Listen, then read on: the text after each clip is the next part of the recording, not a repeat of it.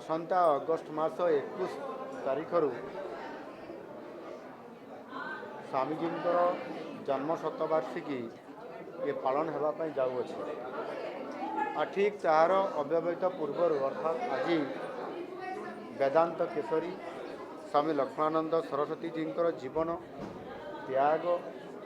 एवं संघर्ष उपर आधारित वेदांत केशरी स्वामी लक्ष्मणानंद सरस्वती तृतीय व्यक्तित्व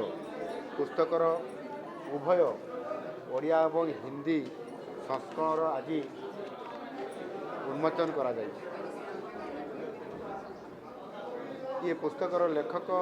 श्री विपिन बिहारी नंद एवं श्री बांचानिधि पंडा तांको द्वारा रचित एक ग्रंथ निश्चित भाव में आगामी दिन में युवपीढ़ी एक राष्ट्र सेवार एक प्रेरणा हिसाब से ये निश्चित भाव में आगामी दिन में नेतृत्व नब। स्वामीजी अमलान स्मृति एवं कंधमाल जनजाति और वनवासी भाई भौणी मानकर प्रति जो अतुलनीय सेवा ये सेवा को सम्मान जनाई आम सरकार फुलवाणी मेडिकल कॉलेज को स्वामी लक्ष्मणानंद सरस्वती जी नाम नामित करने गतकाली घोषणा कर सारी एवं स्वामीजी जो कर्मपीठ जलेशपटा आश्रम एवं सेठी जो आश्रम स्कूल अच्छी एवं कन्याश्रम विकास पाई एवं ऐतिह्य संरक्षण मुख्यमंत्री स्वतंत्र सहायता बा सीएमएस पांठि आम 13 कोटी टंका ये मंजूरी प्राप्त करिसेंती एवं जो स्वामीजी हत्या होता ताहार जो तदंत कमिशन बसीला तदंत कमिशन रिपोर्ट को तत्कालीन सरकार संपूर्ण भाव ताकू जेभली भाव को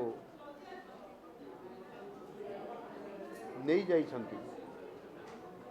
किंबा कौन सी कारण ताकू से हजई देइछंती किंबा ताकू नहीं कौन सी जगार पड़ी दिखाई पारती ये प्रकार जो संदेह जिनस घटना घटी मुख्यमंत्री कार्यालय ये तदंत कमिशन रिपोर्ट हजिबा ये निश्चित भाव में गोटे ये केवल ये साधारण घटना नुहे ये निश्चित भाव में षड्यंत्रपूर्ण कथा से दृष्टिकोण या सरकार गुरुत्व भाव विचार को लेकर क्राइम ब्रांच तदंत मध्य निर्देश देइछंती।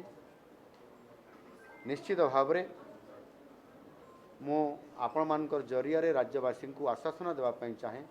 प्रतिश्रुति देवाई चाहे स्वामीजी बलिदान केबे भी वृथा जीव नहीं सत्य निश्चय सामना को आसिबो। देशर आध्यात्मिक और सांस्कृतिक शैली मान जो स्वामीजी सारा जीवन तांकर लोकंकर से संग्राम देइथिले एवं जीवन भर से संग्राम करथिले तांकर सेही संग्राम को आमे मने रखिबू एवं ता सहित मध्य ओडिशा को एक समृद्ध एवं स्वाभिमानी ओडिशा गढ़ीबू आउ ये संकल्प नहीं आम सरकार काम कर। धन्यवाद। ये निश्चित भाव में जहाँ आमर ये न्यास तरफ स्मृति न्यास तरफ ये आलोचना होती स्वामीजी जो पुस्तक उभय हिंदी एवं ओडिया ये पुस्तक को ओडिशार विभिन्न कॉलेज रे एवं विश्वविद्यालय मानकर ये पुस्तक को सरकार तरफ तांकर लाइब्रेरी जो अच्छी से लाइब्रेरी रे यह निश्चित भाव में ताहा प्रदान करा जिवो एवं ये पुस्तक को अध्ययन करने द्वारा आगामी युवपीढ़ी निश्चित भाव में ओडिशा को जो स्वामीजी जो अवदान थिला ताकू आधार करी समाने आगामी दिन में समृद्ध ओडिशा तथा विकसित ओडिशा गठन करिबारे स्वाभिमानी ओडिशा गठन करिबारे ये प्रेरणादायक हम से कार्य सरकार निश्चित भाव में करें।